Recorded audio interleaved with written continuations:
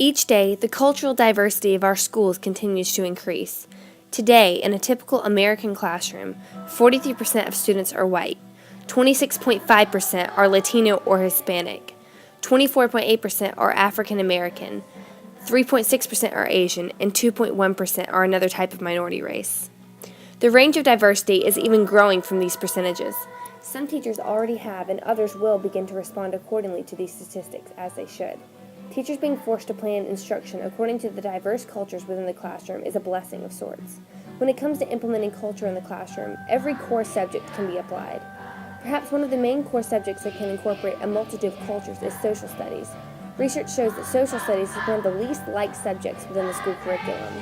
In social studies, some students can no longer identify culturally with the stories and topics that have been taught since the 1950s.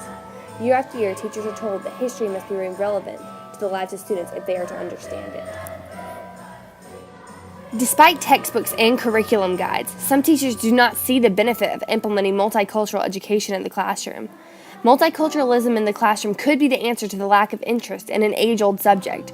Before we truly believe this, we need to ask ourselves, can multicultural education and culturally relevant pedagogy be used to increase student interest in social studies? Can research show that culturally relevant pedagogy makes social studies relevant and interesting to their students? Multicultural education is often discussed in the U.S., but is a term that few can accurately define. So how do we define it? How do we know if teachers are incorporating it correctly?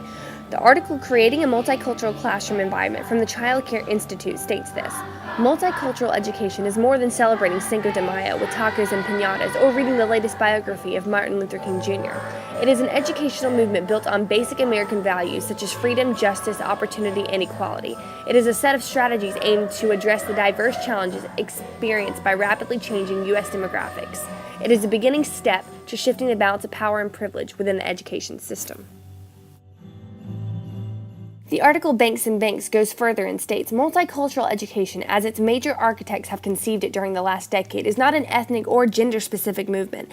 It is a movement designed to empower all students to become knowledgeable, caring, and active citizens in a deeply troubled and ethnically polarized nation and world.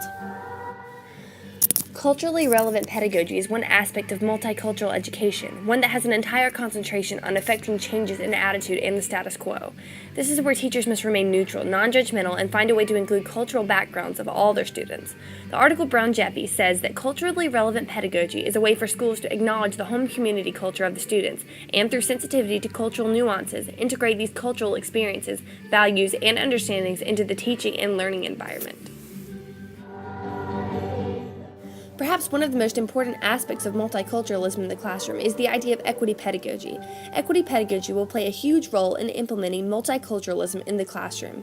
Banks and Banks defines equity pedagogy as teaching strategies and classroom environment that help students from diverse racial and ethnic and cultural groups attain the knowledge, skills, and attitudes needed to function effectively within and help create and perpetuate a just, humane, and democratic society. The goal is that culturally relevant pedagogy does not ignore race and culture, but rather uses it to empower students and help them to achieve academic success. Now that we have defined multiculturalism and culturally relevant pedagogy, we must look at the idea of the guiding principle of implementing them both in the general classroom. It is essential that all education, and especially the field of social studies, be culturally relevant. Students require social studies to understand the world around them, and it is up to teachers to foster this requirement by keeping students interested. Brown, Jeffy, and Cooper propose numerous suggestions as to how teachers can implement culturally relevant pedagogy in their classrooms.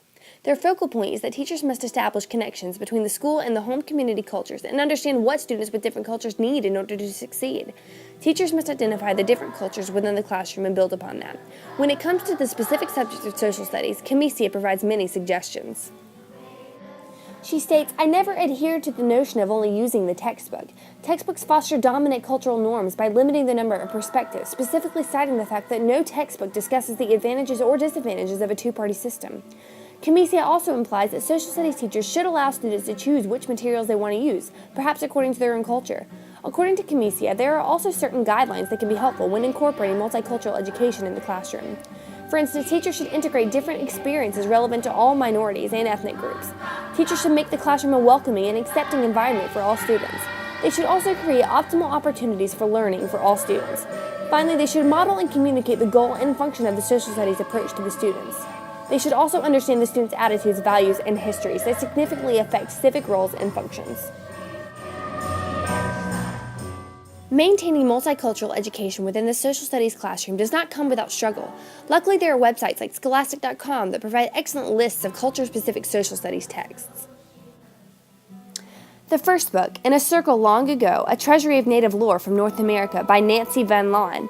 This is an impressive collection of Native American tales, songs, and poetry from the Arctic North to the Florida Everglades. This book could be used for teachers attempting to incorporate more than one subject, including social studies with its maps of the Arctic North to the Florida Everglades. In addition, the songs and poems within this book could be used to show the Native American culture in a social studies and literature aspect. Another book, Christmas in the Big House, Christmas in the Quarters by Patricia and Frederick McKissack, is a book that provides historical accounts of Christmas on a plantation using alternating narratives from the big house and the slave quarters. This book is an excellent way for teachers to incorporate aspects of African American culture when learning about the American Revolution or slavery in general in the classroom. The third book is called The Devil's Arithmetic by Jane Yolen. In this compelling novel, a young girl is mystically transported from present-day New York to Poland during World War II, where she goes into a gas chamber to save the life of another. Being that this book is already a classic, this book would be an excellent starting point for a teacher to help students go beyond the book and concentrate on Jewish culture itself. In the article Multicultural Education in Your Classroom by E.K. Garcia, there are a multitude of authentic examples for implementing multiculturalism within the social studies classroom. For instance, a teacher might analyze issues of socioeconomic class through planning and development. This lesson may really impact the lives of some of the students in the classroom of many teachers. The idea of this lesson is to learn about the different levels of poverty within communities. Just as some students may be subject to poverty-stricken homes and communities, on the opposite end of the spectrum, some students may have no idea how bad it can really be. An example lesson of this idea might be to have students design a development project with solutions to the needs of those living in poverty. In terms of going further into the multicultural aspect of this lesson, the teacher might seek to show children the poverty-induced cultures around the world and have students create a visual representation of some of the cultures with the worst poverty-stricken environments. Another lesson idea may be to analyze issues of racism and sexism through media. This lesson is one that can affect every single person in the classroom, also including a student's background or culture. Everyone is aware that racism and sexism is ever present in the world, and by this point most all children may be aware of this fact as well. As a teacher, it may be necessary to address these problems head-on with this lesson. Along with different cultures, each student may have to deal with the fact of being a certain race and a certain gender. The idea of this lesson is to teach children that any type of racism or sexism in the world is morally incorrect, and to teach children not to judge a person based on any external factors they cannot change. An example of implementing this lesson may be to make a scrapbook of stereotypical portrayals of certain cultures. The students can also illustrate and compare the positive and negative stereotypes and struggles they face as a result of these stereotypes. The purpose of this entire presentation was to decide if multicultural education and culturally relevant pedagogy can be used to increase student interest in social studies. Based on the research, statements of the experts, texts, and examples of implementation, it is evident that the answer is yes. As a core subject, social studies is one of the greatest subjects for teaching compassion, tolerance, and understanding of all peoples. Some teachers may believe that multiculturalism in the classroom is something that can be overlooked or is not needed as much as our education leaders say it is.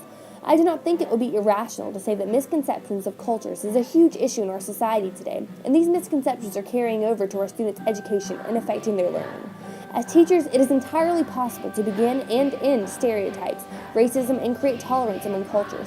The idea of being culturally clueless in our society every day can end for our future generations in a social studies classroom on a Monday morning.